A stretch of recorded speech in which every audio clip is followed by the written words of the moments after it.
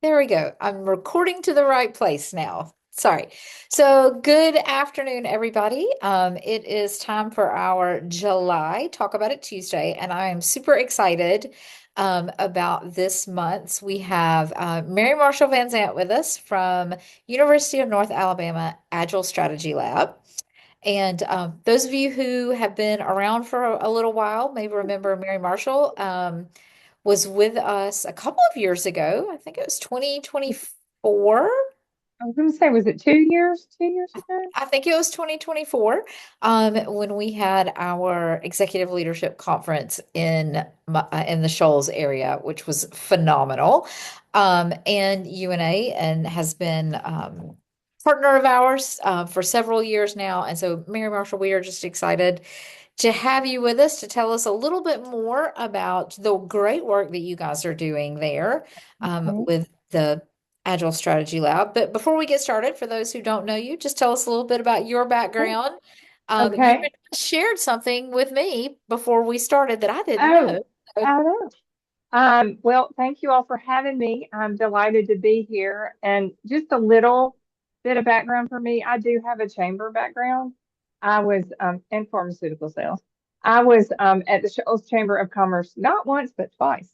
I was there for a little over 11 years.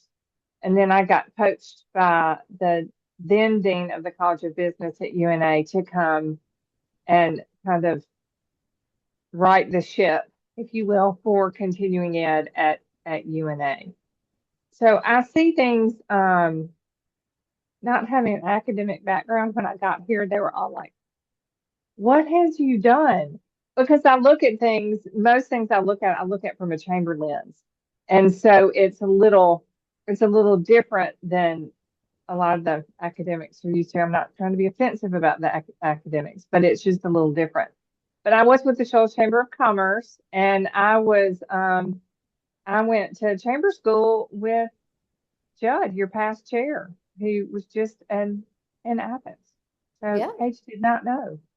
yeah, I Yeah, did not know. We got to yeah. get you back to finish your I finish your know. hour. I didn't finish because I got poached. And I just wanted to talk to you all kind of about what we're doing up here in the northwest corner of the state, specifically at UNA, and then what we offer that might be helpful to you all. Um, I am the director of the Office of Regional Engagement. And under that umbrella, that's a new thing that we created, or the provost did as part of the strategic plan is community engagement. And so he created the departments that were outward facing at UNA are under the umbrella of the Office of Regional Engagement. And it's a physical building. We're not on campus, we're a little off campus. And it's the Small Business Development Center is under the umbrella. The Center for Learning and Professional Development, which is continuing ed, that houses the Agile Strategy Lab, and then the Muscle Shoals National Heritage Area. So anything community development wise is housed here. So it's really nice to have everybody in one building so we all kind of know what the other one is doing. And that's really fun. But one of the things that we do in the Agile Strategy Lab, and I talked about this when I was up there, is we teach a methodology called strategic doing. And were y'all there? Am I repeating I, myself? looking at the list, I think Laura may be the only one that was there. Okay, good. Then it'll all be fresh to you Yeah, all. I think it's going to be fresh and Big new for most surprise. people. And it's strategic doing is a methodology that teaches people how to use networks instead of that hierarchical approach of the top down. And in the chamber world, it's like your board looking at you and to quote Fred Michelson, bing, make it so. And they're coming up with that board's coming up with ideas for you all to implement instead of what can we do collectively. And it really changes the way you think about things and how you look at things. The one of the steps in the methodology is first of all reframe the conversation. How do you flip it so that it's an opportunity and not a negative? And we're looking for things that we could do together.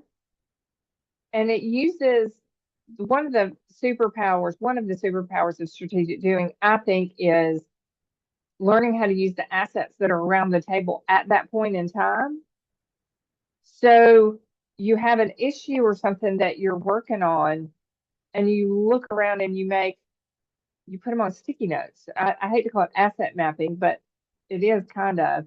So you get all your assets of things that you can use right now that you don't have to ask permission to use. And it takes away the if only. It takes away the, well, if we only had $1 million or if we only could do this, it would be better. So learning to use what you have and taking a look at what you have is kind of a game changer. It lets you get started, even if you get started in a really small way, but it just gets you started. And that's a really powerful thing.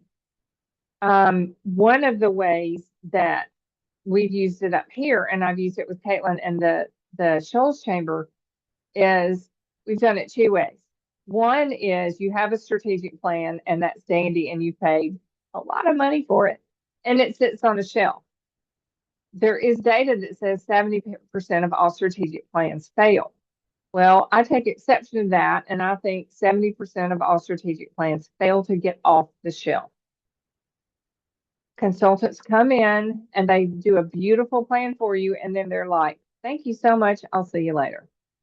Strategic doing helps you figure out how to implement that, and you can take your plan and then you pick your themes or your priorities, and you can build a project around that, so you're kind of backing into it. How can we get started right now with these priorities, with those deliverable outcomes?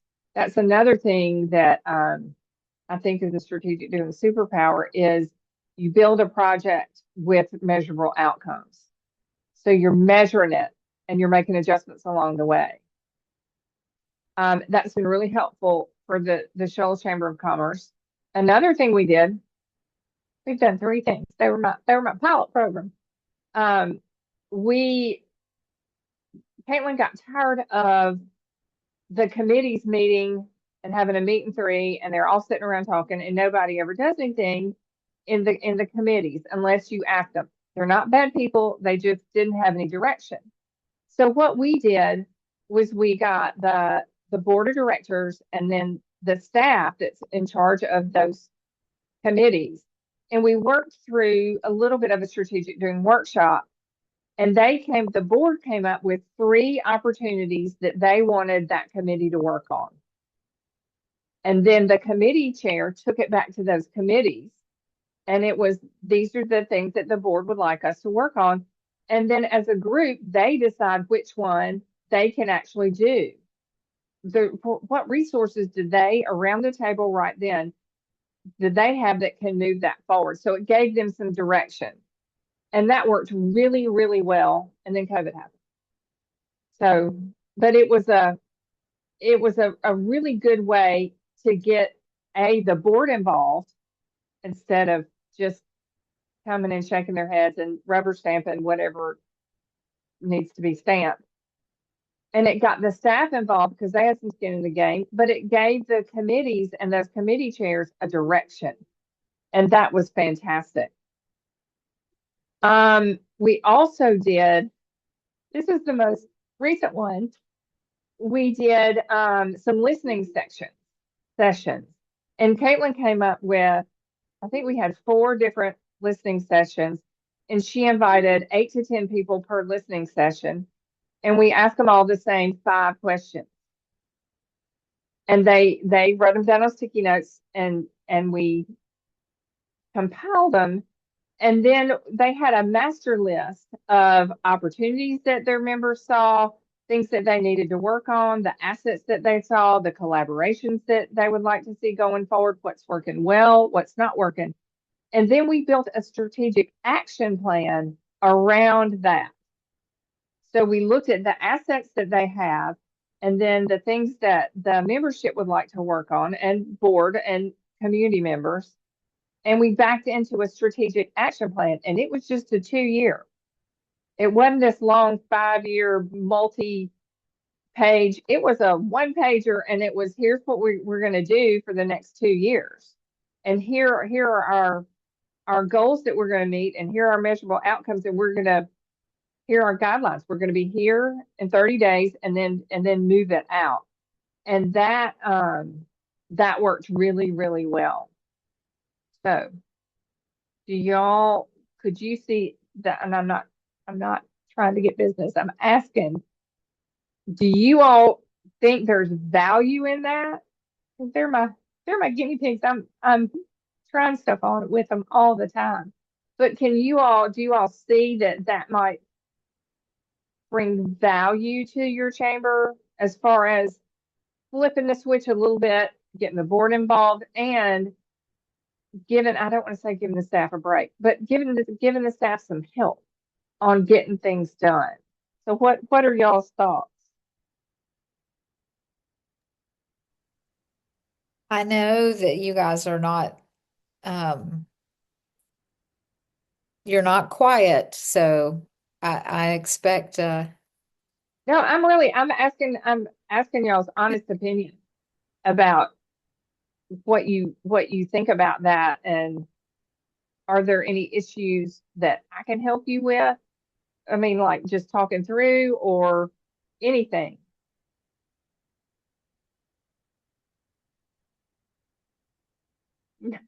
No? are you trying to there you go. Okay. You You look like you were trying to unmute.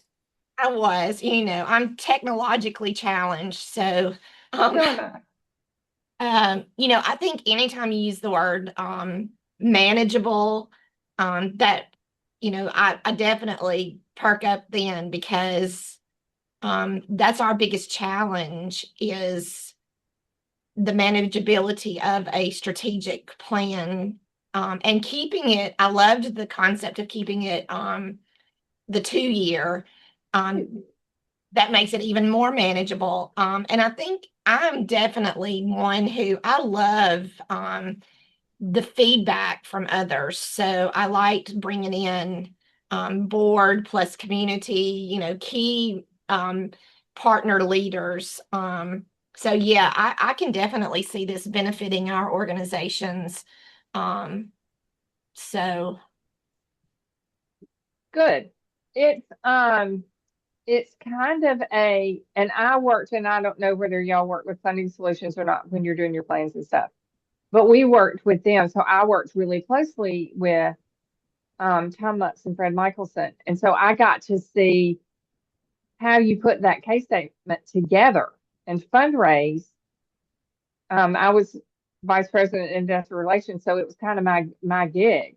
So I look at it from both sides. I understand what it takes to do that capital campaign and build that. I know what it takes to do the total resource campaign and do that. And then how do you tie all that together and move your organization forward? So it's striking that balance. Yeah. Mary Marshall, I think just from my experience around talking to chambers around the state, the thing that really struck me was when you said taking the assets that are at the table and taking away the if only, because I think we sometimes get so caught up in the and we're all goal oriented. Right. We are all in this world of stretching and goals and wanting to better our organizations, better our communities, that we focus a lot on where we're trying to go and what we don't have or what we need to get there, and not as much thinking about what we What you currently have. have. Right. So I can see, and I think that is to use Laura's term as well, is that makes it more manageable when you can focus on growing what is existing. You know, existing customers are better to keep and easier to keep than, gaining new ones. So I think that being more agile, and not throwing everything against the wall to see what sticks, Right. being hyper focused. I just from my experience of working with chambers across the state, that seems like a very doable regardless of size. Um, Kind of way Exactly. of thinking about it. It also gets you unstuck, Hmm. that you're not just you're being Southern and we're just ignoring it and it's gonna go away. Yeah, And it's taking a look at if you have an issue or even if it's customer retention. Instead of creating this humongous new plan, taking a look at what you already have that you can do something with in 30, 60, 90 days and pilot it. See if it works. And if it doesn't, try something else. But it gives you, I like to call it flexible structure. I used to say that to my manager when I was in pharmaceutical sales, and he would look at me and go, "Not sure about that." I'm like, yeah, no, it's fine. most chambers work in flexible structure. Flexible structure, exactly. Thank you. Yeah, But it does, it gives you, I like to call it the bumpers on the bowling alley. You can still bowl a strike, and but your ball can ping across the alley and keep moving forward. It just yeah. takes a lot of the scary, and you take the assets, and if you don't already know what you really need to work on, you mix and match. I call it speed dating with assets. You put two or three together, and then you create a list of opportunities that you can do right now because you have those assets around the table at that point in time. And then you have a list of assets, and you can go forth and work on those opportunities as you need to. So it's really,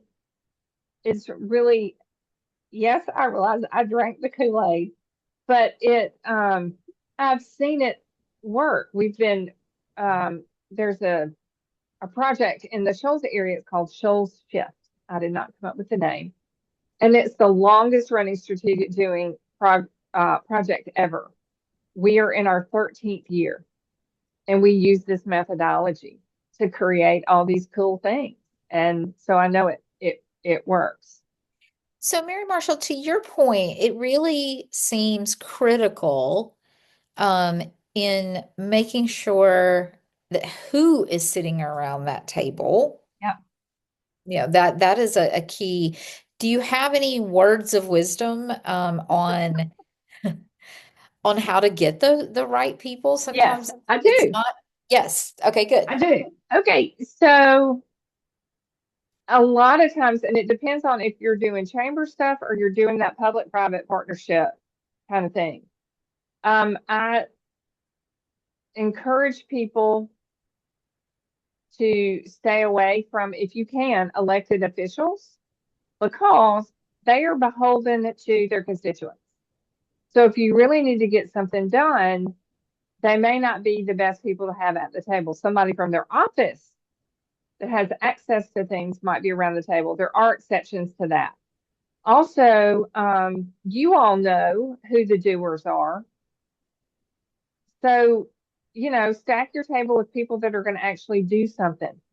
What they will like about this methodology and doing things like this is you get it done quickly and you're efficient because everybody has a task. You choose your own task, and every person around the table chooses their task.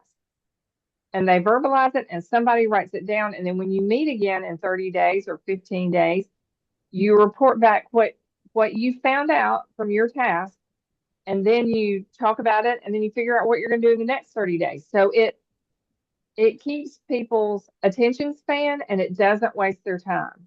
Everybody's most valuable asset is their time, and you're respecting their time while you're getting things done. So, Mary Marshall, talk like that first meeting when you get people together. It sounds like no one leaves the room without until they have a task. That's correct. So, from a chamber planning perspective, and we'll put it in the context of chamber programming, um, obviously great for community and otherwise, but from the context or the lens of chamber programming, what could an organization expect as far as time? Like, were you guys sitting around a table for 10 hours before No, everybody no, no, got in the no, room? no, no, no, no, no. And it depends on you can do some work ahead of time. Yeah. We recommend you can work a really a workshop from beginning to end where you all you have is a what we call a framing question. So you have a lofty imagine if the chamber retained 80% of its members, what could we do? And that's all you have. Then that's usually about 3 hours. Okay. And if you're just doing pieces of it, it's usually two. I would say minimum of two to really get people engaged and not thinking that they're going to leave. Um, but we get them through in that amount of time because you have a certain amount of time to work on everything. So it keeps you from going down that rabbit trail too long. We love rabbit holes. Now, come I on, know Mary. I love a I rabbit love a good hole, rabbit trail. but sometimes you're working with a pack of beagles and it's hard to get that Uh, beagle pack back. and They run riot, so they're down the trail. And I liken it to when I was in high school, and I'm older than all of y'all. But in my curfew, I liked having a curfew if I was somewhere and I said, I'm sorry, I have to go home. My mother's gonna be looking for me, and she was mean. And it gives you that curfew. So, I really like your idea. We're gonna parking lot it, but we only have 10 minutes to work on this. So we're gonna come back to that later. It keeps you on task and Mhm. moving forward. So we can design it for any length of time. So, Usually it's 2, 3 hours. Yeah. so again, that flexible structure. See, we Yeah. keep going back to that. So we try to keep our talk about Tuesdays to about 30 minutes, just Yeah. Yeah. for those who are on, and then also for people to watch, because we all know our attention spans To my point, shorter and that's shorter. it. That's all you got. So, I want to open it up for questions in just a second, but talk us through what if a chamber is really interested in working with you guys. You work statewide, strategic, just because you're in Northwest and UNA, right? You can bring strategic doing. What does that We look were like? How we does were someone get internationally, Paige. I've been to I Australia apologize. You twice. are I've been to international. Australia twice. Yes. We can do that. Yeah, where did I'm trying to think where I went. Anyway, yes, I can go all over the state. I mean, we can do whatever you need to do. And one nice thing is, um, Hannah Thompson and I are the Agile Strategy Lab, so we can make it look like whatever you need it to look like. And there are several different ways to structure things to make sure that you all are getting what you need. And I am almost hyper focused on getting the staff what they need to get things done while you're keeping your members who you work for, keeping them happy and while you're staying relevant to the community. I mean, I understand it's that whole balancing act of keeping all those balls in the air. So yes, we can put anything together and go anywhere you need us to go. And my passport is current. Oh, very good. Well, I don't think Saying you need a passport to come South I do Alabama. not. The I do last I not. checked. We Um, also offer the training.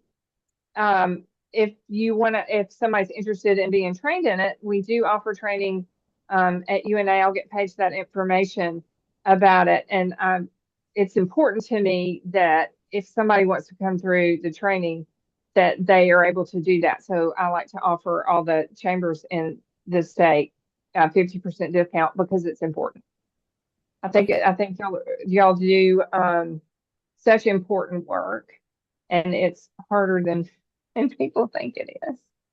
Yeah, it definitely is.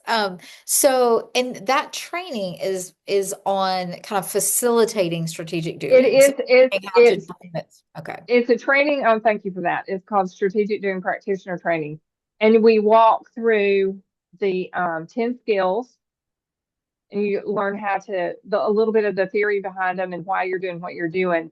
And then at the end, it's a 2-day training. At the end, we go through a simulation of a strategic doing workshop where the participants run the workshop. So they're learning about it and then they practice it right then. And it's really effective. And also all the people that have been through training once you make eye contact, we're your people. So if you need help after, we're not just going to say see ya. So it's a ongoing relationship. Perfect.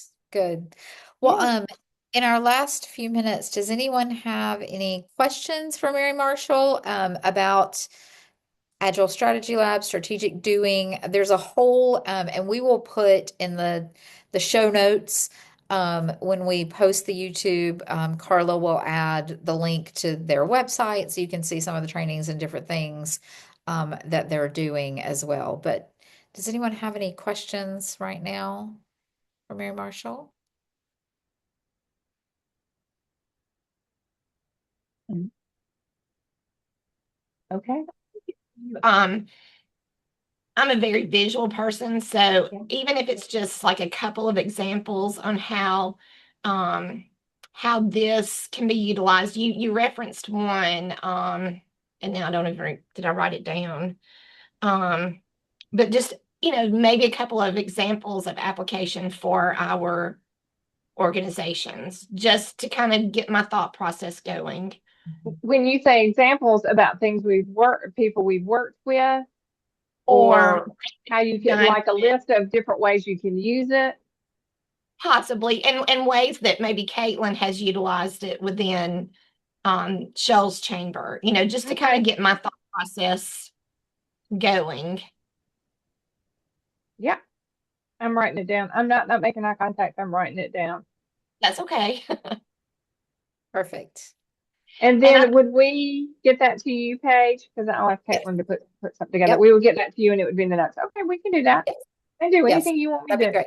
That would be great. and that way it shows me like what the issue was and what the immediate assets were, just to kind of think outside the what I don't want to limit myself to my normal way of thinking. I want to think Right. beyond. I'll tell you what I have is the last one we did with the listening sessions. That was new. And I've done it 4 times now, doing it that way. And it was really cool. That I have. That I can get you like right now.